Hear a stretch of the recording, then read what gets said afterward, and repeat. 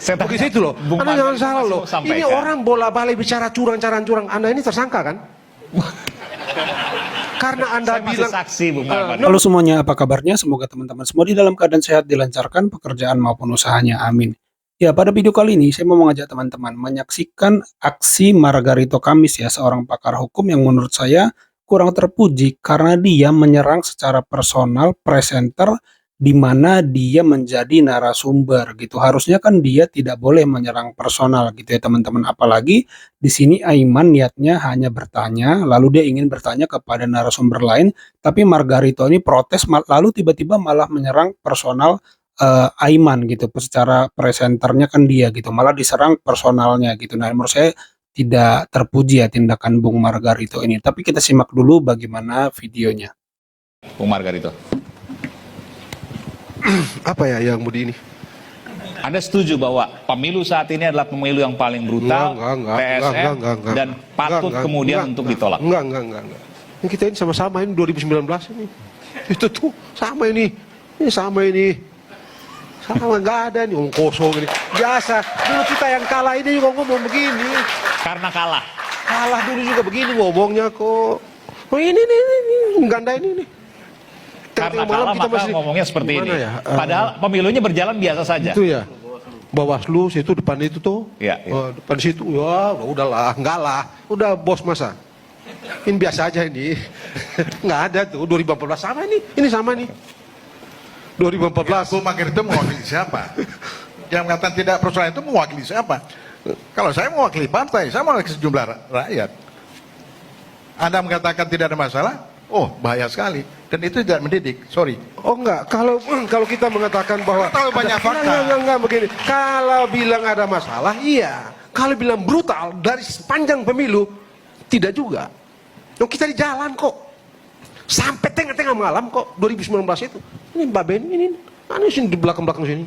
Ini orang-orang ini nih. Bagaimana belum lagi kita di mana di ujung Menteng itu ada Bos Ferry, ada lalu. Hatam kita nusol pemilu di kemarin. Ini enggak lah. Enggak kok. Bung Ferry, Anda mau sedikit saja sebelum saya break, Anda sedikit saja bisa menyampaikan bahwa ini pemilunya biasa-biasa aja. Enggak begini bos. Suara kalah enggak begini Aiman. Kamu jangan adu.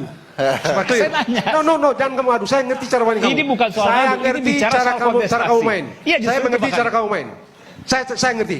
Saya ngerti permainan ini. Ngerti permainan. Jadi jangan kamu. Biar supaya kita satu-satu kita mau bicara tentang bangsa ini. Kita bicara bar kecil ini. Silakan. Kamu mau apa? Begitu itu loh. Bung Anda jangan salah loh. Ini orang bola-balik bicara curang. Anda ini tersangka kan? Karena Anda bilang saksi, Bung Marwan. No. Kalau saksi, begini. Enggak supaya total ini. Enggak supaya beres. Ad hominem, ya ad hominem itulah menyerang pribadi. Karena saya nggak tahu juga kenapa kemudian saya menanyakan apa yang kemudian Anda sampaikan kepada Bung Ferry. Kenapa Anda takut? Enggak, tidak takut. Oh ya kalau gitu Anda dengarkan. Kalau gitu Anda dengarkan dong. Silakan Bung Ferry. No, tidak begini supaya kita ini diskusi ada arah. Supaya beres. Ngomong dikit lagi kasih aja. Makanya supaya beres. Supaya kita tidak muter-muter. Silakan, oke. Ini sudah 14 hari. Dari tanggal 14 sampai dengan tanggal berapa? Tambah 15, tambah 5, 20 hari. 20 hari. Ya kan? Silakan. Bolak-balik itu juga. Curang.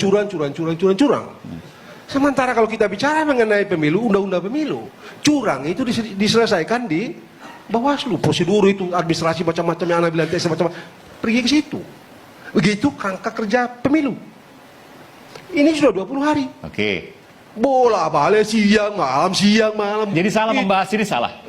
Membahas ini saya salah. nggak tahu deh, salah apa enggak. Enggak, menurut Anda gimana? Enggak. Kalau saya sih nggak ada faedah lagi. Nggak ada faedah, tapi Anda datang ke sini. Anda datang ke Kalau sini. saya hormat aja. Bahwa Anda datang, Anda tahu topiknya, Anda datang ke sini, artinya dan Anda merasa bahwa itu nggak ada faedah, nggak masuk akal. Hak angket boleh tapi hak angket boleh ya. Urusan ini kok angket itu kan hak yang diberikan pada DPR. DPR boleh ya. Sebagai institusi. Ya. Penggunaan hak itu digantungkan pada sejumlah syarat. Ya. Satu diantaranya misalnya harus diusulkan oleh tidak kurang dari 25 orang, lebih dari satu fraksi. Ya. Lalu setelah itu dibawa ke pimpinan, dibawa ke paripurna, baru diputuskan di paripurna. Jalan atau tidak? DPR. Oke. Konstitusi. Boleh ya, boleh ya. Bukan soal boleh dan tidak boleh. Konstitusi bilang ini hak DPR. Tapi boleh. Loh, ini hak DPR. Iya. Mana ada hak dilarang? Oh, setuju. Boleh berarti. Ya. Tapi penggunaannya digantungkan pada sejumlah syarat. Tadi saya bilang, salah satu syaratnya adalah diusulkan tidak kurang dari 25 orang, lebih dari satu fraksi. Dibawa ke pimpinan DPR, dimusyawarahkan, dikasih ke badan musyawarah, dibicarakan, lalu diagendakan ke rapat paripurna. Di sana, di rapat paripurna ada quorum rapat, ada quorum pengambilan keputusan. Clear. Biasa saja tuh. Oke. Nah, kalau kita mau bicara di dalam, nah kalau bolak-balik bicara curang-curang, terminologi yang digunakan dalam Undang-Undang 7 2017 itu pelanggaran, nggak ada curang. Pelanggaran administrasi, pelanggaran prosedur, pelanggaran mekanisme. Itu kalau Anda bicara Undang-Undang 7 2017. Pemilu, kerangka hukum pemilu ya begitu.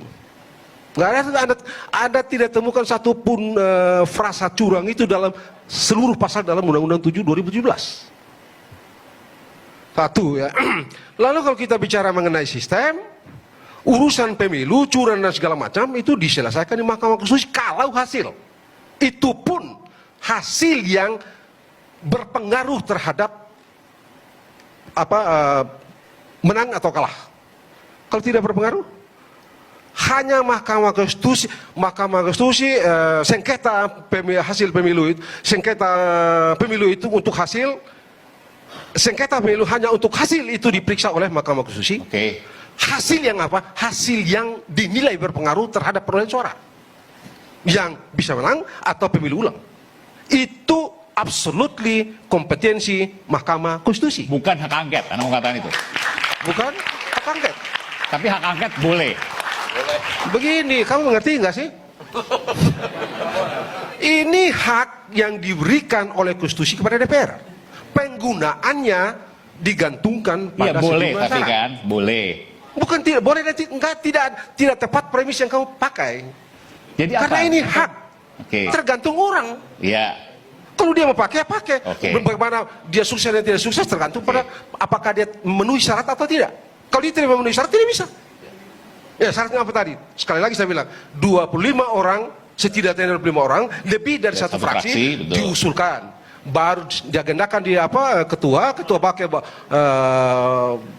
Bamus baru diagendakan, bawa ke dalam sidang paripurna. Tapi Sidang itu tidak paripurna akan ada mempengaruhi quorum sidang, ada quorum pengambilan keputusan. Iya, paham. Kalau itu terpenuhi semuanya, barulah dibentuk panitia. Tapi di luar semua itu, hak angket nanti misalnya jalan, MK jalan, Anda memprediksi nggak akan terjadi sesuatu yang perubahan.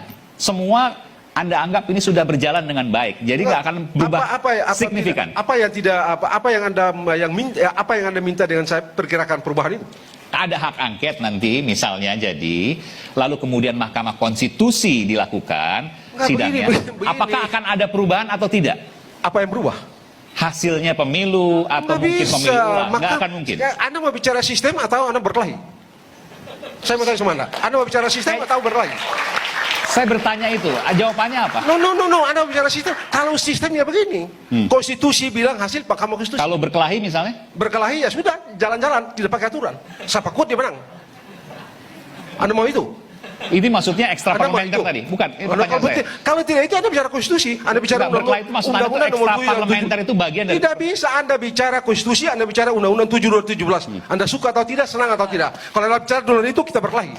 Supaya yang kuat menang, yang kalah, yang kecil kalah, ya yang besar menang. Apa mau itu? Apa mau itu?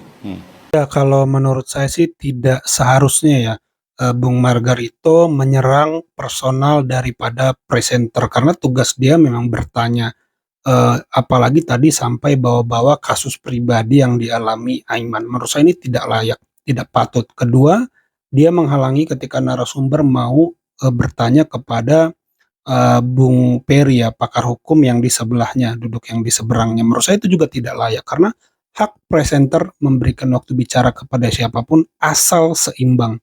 Nah, tadi sudah baik-baik ditanya oleh Bung Aiman, Bung Margarito tentang isu kecurangan, tapi jawabannya enggak lah gitu, tidak jelas, malah nunjuk-nunjuk yang saya tidak punya referensi apa yang dia maksud pada hal yang dia tunjuk-tunjuk, karena banyak penonton pun sebenarnya nggak mengerti beliau ini ngomong apa, nunjuk-nunjuk kita dulu 2019 itu maksudnya apa.